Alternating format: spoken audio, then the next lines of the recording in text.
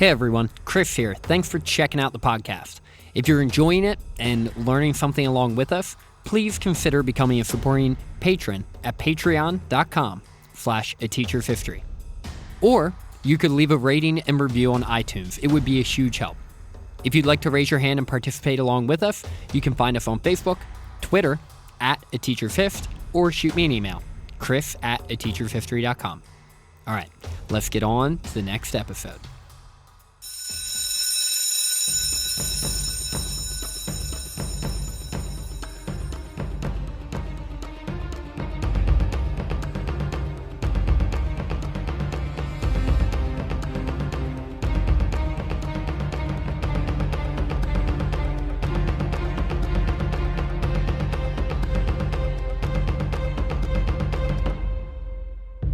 Hello, welcome into A Teacher's History of the United States. Thanks so much for joining me again today. Did you know that just prior to Andrew Jackson moving to Washington, D.C. after winning the election of 1828, his beloved wife, Rachel, fell ill suddenly and died? An event that Andrew Jackson, to his dying day, blamed on his political opponents and will have a significant impact on how he viewed his role as president. And that after Andrew Jackson's inauguration, thousands of people followed him back to the White House open house social gathering that evening, creating the biggest blowout Washington, D.C. had ever seen. And that after Andrew Jackson took over officially as president of the United States, he replaced 10% of all federal employees, infuriating many of his political opponents of what they accused him of as political patronage. Did you know all of this? Maybe, maybe not. Get your notebooks out because today we will cover that and more in episode 120. General Jackson Goes to Washington. All right, everyone, welcome into episode 120, and I am very excited because over the next few episodes, we will be diving deeper into someone that I've always thought was one of the most fascinating, not just presidents, but Americans ever to live, and that is Andrew Jackson. Book recommendation for this week is Throes of Democracy, The American Civil War Era by Walter A. McDougall, not exactly sure how to pronounce his last name. It is covering the time period of 1829 to 1877. I got this book when it came out a little over 10 years ago while I was still teaching, and I really enjoyed reading through it. It's not like the greatest book ever. It's a little choppy here and there, and you have to really be able to piece together because it covers so much, right? It covers like 50 years, so you have to be able to piece some things together on your own, but I thought it was really good, and I'll be throwing that up on the book recommendations page. I'll actually put up his prequel to that book too, which I didn't, and I just realized it now, which I also read, which I liked. I thought it was good. Freedom Just Around the Corner, A New American History, 1585 to 1828. So I'll put up both of those books by Walter McDougall, Pulitzer Prize winning author, by the way. I'll put them both up on the website so you can check them out. Also, one more thing before we dive in, there is a bonus Patreon episode up on the website all about Andrew Jackson's inauguration party at the White House and the blowout, as I mentioned in the lead-in, the biggest blowout Washington, D.C. had ever seen. There's so much there to it, and it's such a cool story that I did a whole separate episode. So if you are a patron of the podcast, you can go check it out. If not, and you'd like to sign up and check out the extra episode, it is patreon.com/teachershistory. All right, so without further ado, let's dive into episode 120. The last 3 weeks, we took a break from our chronological narrative and dove into some details about the economic and social changes that were occurring in the North and the South during the antebellum period. Today, we are picking up where we left off in episode 116, with the electoral victory of General Andrew Jackson over President John Quincy Adams, making Jackson the 7th president of the United States and ushering in a dramatic shift in the way the country would be governed, specifically over the next 8 years. If you recall, in the election of 1824, John Quincy Adams, Andrew Jackson, and William Crawford ended up being the top 3 candidates for the presidency, with none of them receiving the majority of electoral votes. Because of that, the vote was kicked over to the House of Representatives, with Henry Clay convincing some of his colleagues to throw their support behind John Quincy. With Adams then appointing Clay as Secretary of State, Andrew Jackson was furious, deeming the entire process corrupt and accusing Clay and Adams for stealing the election from the plurality of the people who voted for him, General Jackson. After this defeat, Jackson's allies made sure to do everything they could not to have history repeat itself. If you recall, in the intervening 4 years, Jackson's supporters, who would later be referred to as Democrats by about 1830-ish, and led by Martin Van Buren, ramped up the political campaign, convincing local political leaders, particularly in the South and West, to lower voting requirements, knowing that more of the yeoman farmer type citizens in the South and West who admired Jackson would then be eligible to vote. With these voting requirements lowered, Adams not performing up to the expectations of many, and Jackson's campaign firing on all cylinders, Jackson was able to avenge his 1824 defeat and crush John Quincy in the 1828 election. And keep in mind, and I mentioned this in a previous episode, this was a crushing defeat. As you'll find out as we go further in American history, it isn't often that a sitting president, an incumbent, loses an election, especially in modern American history. It is incredibly rare. And to get trounced like John Quincy did, oof, that never happens. With that, though, the American people had spoken. General Andrew Jackson, war hero and champion of the common man, was president. And he was bringing his huge personality to Washington, D.C. And he was determined that, unlike others in the past, D.C. was not going to change him. While most would assume that Jackson would have been ecstatic following his electoral victory, some of his close friends felt that there was something a little off about him. He was excited for sure, but clearly had some reservations that he wasn't openly discussing. He confided in a close friend that he felt justified and vindicated, but, quote, still my mind is depressed.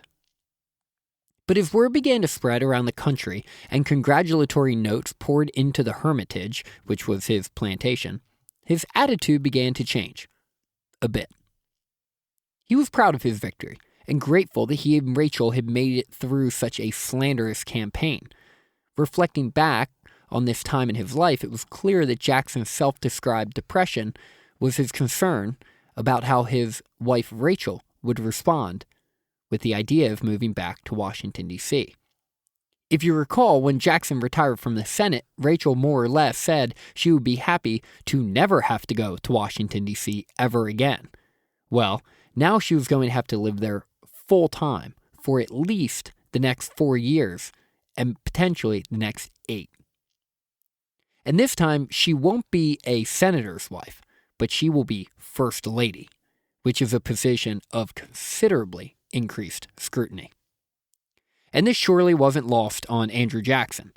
No one had taken more criticism on his behalf than his beloved Rachel, and he knew damn well just how much she loved living at the Hermitage, and how much she was going to hate living in Washington, D.C. And I have no doubt that Rachel's attitude weighed heavily on Andrew's mind. By all accounts, these two were inseparable, and visitors often were shocked at just how much Jackson, known to be tough, ruthless, and intense, would dote on Rachel. One visitor, when describing their relationship, remarked, quote, "The general always treated her as if she was his pride and glory, and words can faintly describe her devotion to him." But even though she didn't want to go, Rachel confided to friends that her devotion to Jackson outweighed the anxiety of moving to D.C., and that living in D.C. with him was better than living at the Hermitage without him. But eventually, the stress was too much for her. On December 18th, 1828, Rachel suffered pain in her left arm and breast. Jackson carried her to bed, and she suffered, likely from some type of heart attack, for 4 more days, eventually dying on December 22nd. Jackson was absolutely crushed. Shocked by her death, Jackson held on to her body, mourning and refusing to let go. He eventually had to literally be pulled off of her. While death of a First Lady-elect would be a big deal in general, the death of Rachel was an even bigger deal. It was well known how close the couple was, and after Rachel was dragged through the mud for the last 2 years of political campaigning, she had become an integral part of the presidential story of Andrew Jackson. Jackson was beside himself. He didn't know what to do. All of a sudden, he really had no desire to go to Washington, D.C., instead just wanting to stay at the Hermitage with Rachel's body. For years, Jackson would replay her final days and funeral in his mind, writing in letters to contemporaries just how much her death continued to haunt him, referring to himself as a, quote, solitary monument of grief. After processing her death as much as he could, Jackson's sense of duty to the nation and those that voted for him prompted him to refocus his attention on the task at hand and pack up his things for the White House. In the end, Jackson had always gone above and beyond to protect Rachel, and he knew that, if it were up to her, he never would have gotten involved in politics in the first place. But throughout the campaign of 1828, he was unable to do anything to protect her or her psyche from his political enemies, and this, it infuriated him. The death of Rachel will continue to loom large over the next 8 years. The resentment, hatred, and anger for his political enemies that was born out of Rachel's death will drive Jackson during his time in the White House. He believed that the stress, shame, and anxiety of the political attacks were the root cause of her death, and he was never going to forgive those that did it to her. As Congress prepared for Jackson's arrival, there was a feeling of unease. Many congressmen had written to him, and he didn't respond to any of them. No one was totally sure what Jackson's emotional state was going to be when he arrived at the Capitol. I mean, this is a guy who was known to be pretty unpredictable to begin with. But while residents of Washington, D.C. didn't hear much from Jackson, they heard from his supporters. As the date of the inauguration drew closer, men and women from all over the country began to converge on Washington, D.C., excited to attend the inauguration of their hero, General Andrew Jackson. One D.C. resident described this influx of visitors by recalling that, quote, no one who was at Washington at the time of General Jackson's inauguration is likely to forget that period to the day of his death. To us who had witnessed the quiet and orderly period of the Adams administration, it seemed as if half the nation had rushed at once into the Capitol. It was like the inundation of the northern barbarians into Rome, save that the tumultuous tide came from a different point in the compass. The West and the South seemed to have precipitated themselves upon the North and overwhelmed it. Strange faces filled every public place, and every face seemed to bear defiance on its brow. On March 4th, Inauguration Day, Jackson's supporters woke up early, with about 10,000 of them claiming spots as close as they could to the Capitol so they could get a glimpse of the great general. Jackson, in a soft-spoken tone, gave a brief inaugural address inside the chambers, outlining his intentions as president. He reinforced his desire and commitment to a strict interpretation of the Constitution, the protection of the rights of the states, the strengthening of the armed forces, and peaceful relations with foreign nations. Margaret Smith, a longtime resident of Washington, D.C., recalled that she was a bit concerned about Jackson and how he would behave, and more importantly, how his followers would behave during this inaugural period. But so far, so good. They stood politely at attention, peaceful and reverent during the inauguration, surprising Miss Smith. She was impressed. But then, Once the ceremony was over and Jackson made his way out of the Capitol, all hell broke loose. Desperate to meet Jackson, shake his hand, give him a pat on the back, or heck, just touch him, Jackson's admirers rushed to him the moment he got outside, overwhelming him. Jackson had to be physically protected to get through the crowd. He eventually mounted a horse and made his way for the president's mansion. Now, at this time in American history, it was common for there to be an afternoon reception at the White House following the inauguration. It was a usually pretty exclusive affair with political allies and social elites attending and clinking glasses and talking about how great they are. Those that didn't fall into those categories, they knew their role and they didn't intrude. But this was going to be a very different type of party. And that became obvious when Jackson's horse was being followed by thousands of supporters who traveled from all over the South and the West just for this. Margaret Smith, that same D.C. resident I mentioned a moment ago, struggled to make her way through the crowd to get to the White House. And when she arrived, she was shocked at what she saw. Describing the scene, quote, "What a scene did we witness. The majesty of the people had disappeared, and a rabble, a mob of boys, Negroes, women, children, scrambling, fighting, romping. What a pity, what a pity. No arrangements had been made, no police officers placed on duty, and the whole house had been inundated by the rabble mob. Cut glass and china to the amount of several $1,000s that had been broken to the struggle to get to the refreshments. Punch and other articles had been carried out in tubs and buckets. Ladies fainted. Men were seen with bloody noses, and such a scene of confusion that it is impossible to describe. Those who got in could not get out by the door again, but had to scramble out the windows."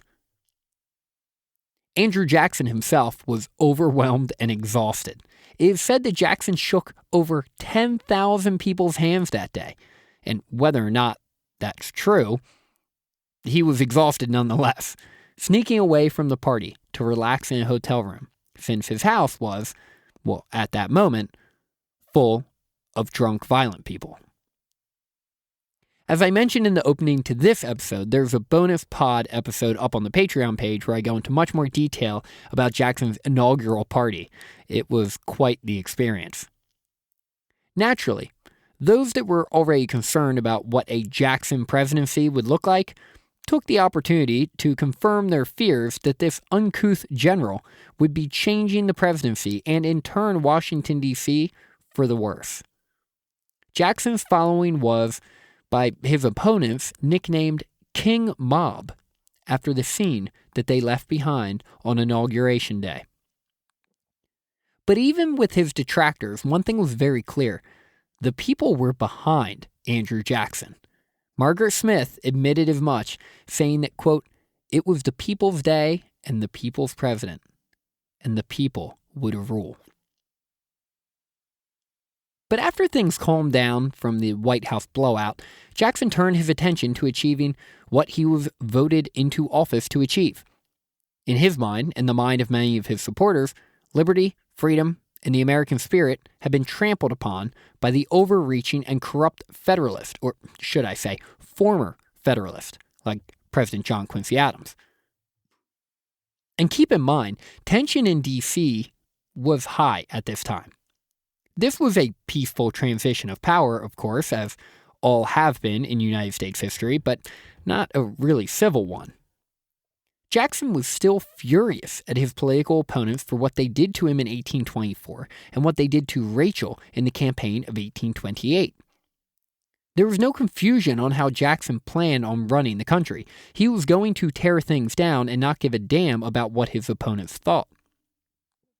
With Jackson's entry into the presidency, supplanting John Quincy, I can't help but draw parallels to when Jefferson took over from John Quincy's father, John Adams. Everyone knew that when Thomas Jefferson walked, not rode in a carriage, but walked to his inauguration, things were going to be different. They knew Jefferson was going to tear down federal programs and operate the government in a way far different than Adams. But as H.W. Brands points out in his biography on Jackson, at least Jefferson tried to lessen the tension in his inaugural speech. The line, "We are all Republicans, we are all Federalists," is an iconic line in American history for that reason. Jackson? Not so much. Jackson and his supporters were operating in the spirit of 1776, and they wanted to do everything they could to ensure that liberty and freedom, in their minds, were not being infringed upon by the growing national government. The most notable member of the team that Jackson was surrounding himself with, at least officially, in his cabinet, was Martin Van Buren. Van Buren, who at the time had just been elected governor of New York, was asked to be Jackson's Secretary of State. Don't forget, this is the same man who worked so hard in New York to get Jackson elected in both the election of 1824 and 1828. And Martin Van Buren is going to end up being the 8th president of the United States. In an unusual move, Jackson, in addition to his official cabinet led by Van Buren, also gathered an unofficial cabinet. He created an inner circle of men whom he had worked with during the election, men he trusted and knew would defend him against his political enemies. This unofficial gathering of advisors became nicknamed the Kitchen Cabinet for the informal nature of their gatherings, like they're getting around just to chat at the kitchen table. Naturally, this approach had its detractors. See, each cabinet member is appointed by the, quote, advice and consent of the Senate. That doesn't mean the president can't take advice from other people, but at least the legislative branch can vet those that are in charge of the different departments in the executive and are giving advice to the president in a formal capacity. Well, this kitchen cabinet, not so much. Also, another major issue was that this informal cabinet was made up of political partisans who were blatant in their partisanship. I mean, they didn't hide it. A few of them were directly involved in the mudslinging of 1828, and their opponents casually referred to them as hack writers, who were blindly loyal to Jackson. Filling out official government positions to people who are blindly loyal to the president or to a party was just as obvious and ill-advised as it is now, and to many, these unofficial positions as members of this kitchen cabinet were just as bad. It was clear to many, even some of Jackson's supporters, that this is a bad look. The optics were not good. On top of that, Jackson took it one step further, firing many men in the federal government, about 10% of them, only to replace them primarily with people who were loyal to Jackson.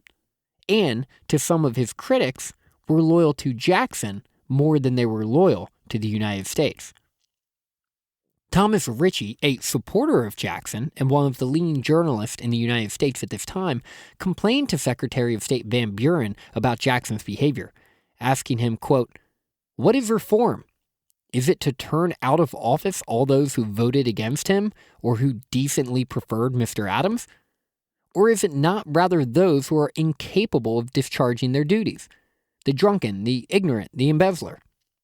It is surely not to put out a good and experienced officer because he was a decent friend of John Quincy Adams in order to put in a heated partisan of the election of General Jackson."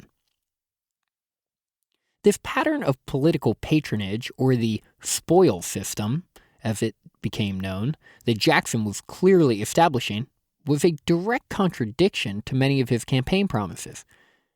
Jackson and his supporters would often rail against the malversation of Washington's political elites, only to turn around and immediately and shamelessly commit the same behavior that they complained about. As a side note, malversation means corrupt behavior in a position of trust, especially in public office. I've been waiting patiently 120 episodes to work that word into this show, and I'm feeling pretty good at the moment. Now, Jackson and his allies denied these accusations against him, justifying that while maybe he has hired a bunch of his friends, these men were qualified for their roles. Jackson took it one step further, using a more general political philosophy to justify this spoils system. Jackson called it rotation in office. Jackson said he believed that in order to maintain a democracy, there needed to be regular rotation in office, and new perspectives needed to be brought in far more than they had been. Now, while this makes sense, and personally, I'm a huge fan of the idea of congressional term limits, so I get what he's saying here. The nuance between the political patronage and rotation in office, the difference between those two is very subtle. That sometimes it's hard to tell why the person was really being fired or hired. Is it because it is time for a new perspective, or is it because that new perspective is a political ally and the old one may not have been? Either way, this debate was an inflection point in American politics. Andrew Jackson was making his own precedent about filling out executive positions, and he was passionately defending not just his right to do it, but the fact that it was the right thing to do. On the other hand, his opponents were arguing just as passionately about how corrupt this practice was. And this is such a great example of how complicated life, politics, and history really is. So often we want to be able to look back on things or the past, heck, even look at things in the present, and put it into some type of binary perspective. Something was right or wrong, good or bad. But in the case of the spoils system, there's no real way to know the intention of Jackson for each individual personnel decision. Were there men that were fired because they were partial to John Quincy Adams, even though they were capable workers, maybe even good ones? Yeah, probably. Were there also men who were fired because they were totally incompetent, but also happened to be partial to John Quincy Adams? Yes. For example, in a letter to Jackson, we see that he is getting an earful from a friend of a fired employee. This woman is accusing Jackson of firing her friend because he voted for John Quincy Adams. Jackson was being directly accused of political patronage and political corruption. Little did she know, her friend often showed up to work drunk, and was considered by many to be incompetent at his job. What we often find in life is that there are two sides to every story.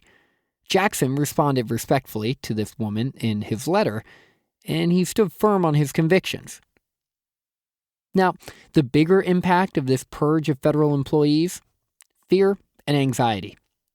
For the last 20 to 30 years, there have been very few shakeups in the federal ranks, and people were pretty comfortable. With Jackson coming in and making wholesale changes, people were on edge. Big time. One of Jackson's critics observed that, quote, "No man deemed it safe and prudent to trust his neighbor. A casual remark dropped in the street would, within an hour, be repeated at headquarters, and many a man received unceremonious dismission who could not in his life conceive or conjecture where he had offended." Another critic took it one step further. I question whether the ferreting out treasury rats and the correction of abuses are sufficient to compensate for the reign of terror which appears to have commenced. It would be well enough if it were confined to evildoers, but it spreads abroad like a contagion. Spies, informers, denunciations, the fecula of despotism. And I think this is the perfect spot to leave off in our introduction of President Andrew Jackson. As you pack up your things, I want you to consider just how different the presidency of Andrew Jackson is going to be from the 6 previous presidents we've covered so far on this podcast. Andrew Jackson was truly one of a kind. He has a lot of passionate fans still today who regard him as one of the greatest presidents America has ever had. Yet there are just as many who view him as a deeply flawed man who perpetuated everything that was wrong with American Southern society and politics. And as you could have probably guessed, I think the answer lies somewhere in between. Jackson was a complicated man with some personal flaws that would likely definitely disqualify him, from candidacy today. while also being someone who accomplished more in one lifetime than most could ever dream of.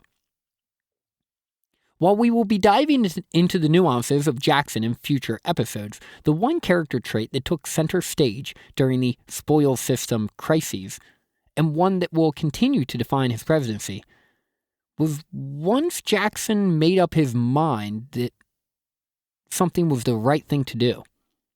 No amount of criticism or pushback was going to keep him from following through on his vision. And setting aside specific circumstances where this comes into play, that character trait is one that I greatly admire about General and President Andrew Jackson. Next week, we will look at how Andrew Jackson continued to be, well, himself, and redefine the power of the American presidency. Thanks for listening, and hopefully now you can take pride in knowing just a little bit more about the history of the United States. Class dismissed.